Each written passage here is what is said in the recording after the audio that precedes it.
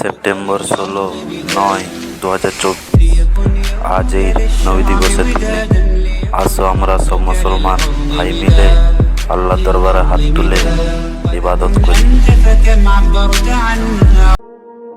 এই জীবন পেয়েছিলাম রবের ইবাদত করার জন্য, কিন্তু সময় কেটে যাচ্ছে কাগজের টুকরো কামানোর জন্য। না কাফনে আছে পকেট, না কবরে আছে আলমারি। আশ্চর্যের বিষয় এটা, মৃত্যুর ফেরেশতা ঘুষও নেয়। যাচ্ছে দিন, যাচ্ছে রাত, এইভাবেই চলে যাচ্ছে আমাদের হায়াত। করছি না আমল, করছি শুধু পাপ, কাল কবরে কি দেব জবাব। 4 দিনের জীবন, 3 দিনের শখ আছে। অহংকার করব তো করব কিসের, কারণ সব শেষে কুল্লু নাফসি জালিকাতুল মউত আছে।